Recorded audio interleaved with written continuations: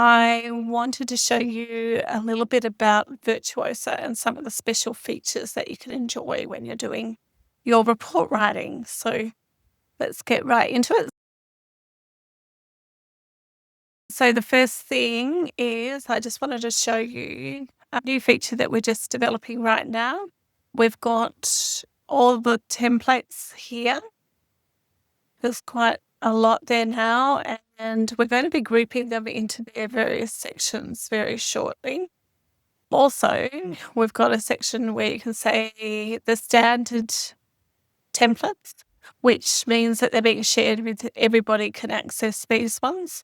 And then there'll be specific ones just for you, and you'll click on practice. So they'll be your own personal templates, because what we're finding is most people don't want to share their templates. They're happy to use the global templates, but they have some templates that they want to use themselves and not share them.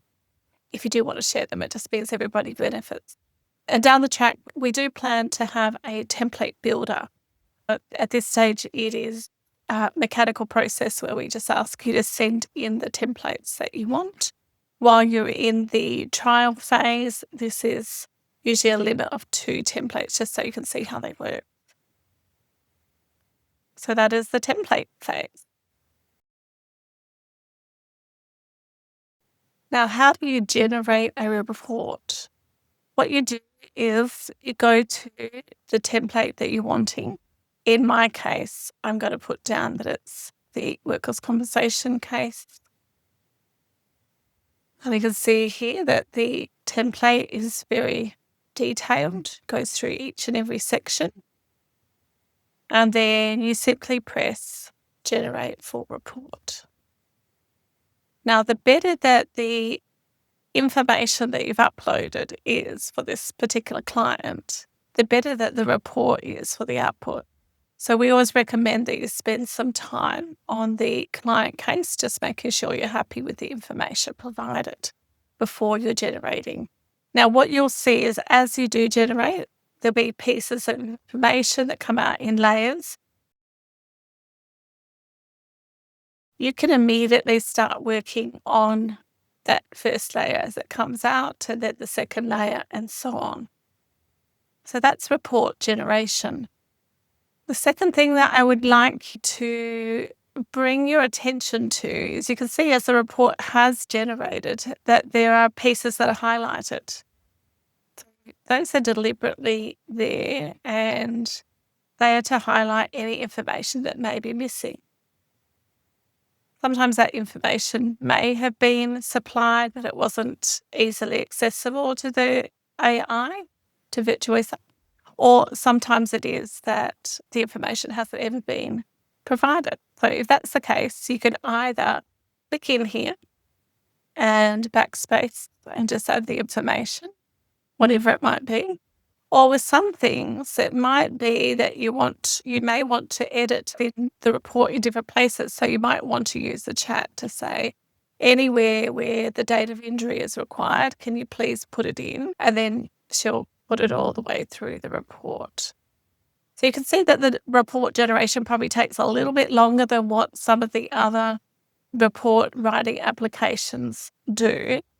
But the information that you're getting for the output is far superior, and you'll spend a lot less time overall doing the editing.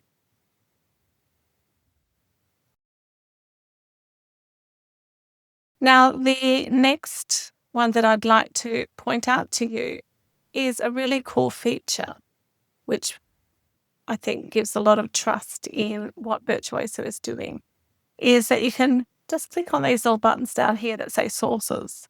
And then you can go in and see where did that information come from.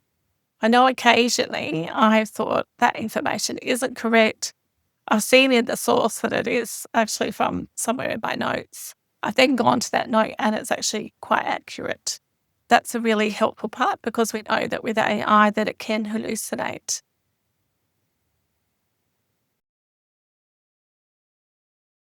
Now, the other part that I want to point out to you is how well, especially for a medico legal report like this workers' compensation one, that the narrative builds up a good for why the person's, in this instance, why the person's presentation is compensable in the workers' comp system. So I'm working in the Western Australian system because I'm in Perth, and basically we're going through the incident, a trajectory of what happened, the treatment, how it is that we can apply it to the workers' compensation claim. Now, sometimes Virtuosa can be a little bit verbose and she puts more information in there than what we'd like to, or sometimes there's some sensitive information that's been included from the notes. So you can decide to take that out, and this is where the editing process is really important. Now, next, the really fun thing is to be able to chat with Virtuosa. So what kind of questions can you ask? You can pretty much ask anything, and it's like chatting to another psychologist. Just asking some questions like, recently I was supervising one of my supervisees, and they quite experienced in providing a different kind of therapy, which is helpful, but it wasn't one that the insurer was aware of. We asked Virtuosa, how much empirical research is there regarding this other type of therapy and whether it's helpful for that particular presenting issue? And Virtuosa was able to provide some paragraphs of explanation, and then we said apply it to the report, and she did. So it was really helpful. Other kinds of questions you can ask is just about the case itself. You can ask for a differential diagnosis at the end of the report, which I generally always include. Here we have a potential diagnosis of PTSD. Generally, she grabs this from the collateral information or what I've already said in my notes. But you can ask Virtuosa any questions that you would like to, like you would discussing things with a colleague, which obviously she's not a replacement for a human colleague, but sometimes it provides a good place to start.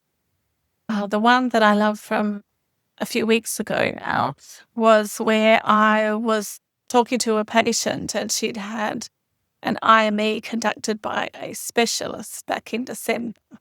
And then recently the insurer had asked that same psychiatrist to provide a second report without seeing the client again. And the two reports actually contradicted each other. So I provided those two reports to Virtuosa and asked her to compare them. And at the time I was feeling quite emotional about this because I really felt like it was unfair. The second report really went against the client, whereas the first one was quite supportive of her doing her return to work and treatment. So without prompting Virtuosa for any particular subjective opinion that I had, I said, simply, can you please compare these two reports and let me know if there are any discrepancies?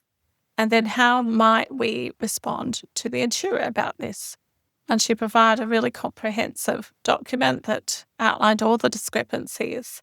And I was able to write a report back to the insurer to say that was not appropriate. So I've asked Virtuosa herself, what can I ask you?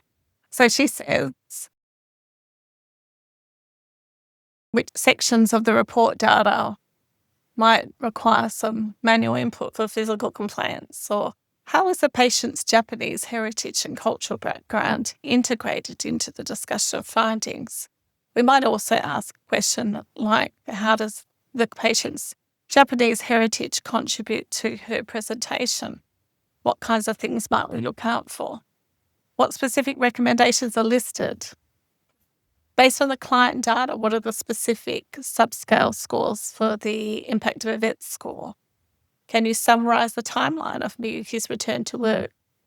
I've also enjoyed, when I've been seeing the client for some time, this is often in a progress report, I'll ask for a longitudinal comparison of the psychometry over the last year or 2 years, or what it might be, whatever duration you want to pick.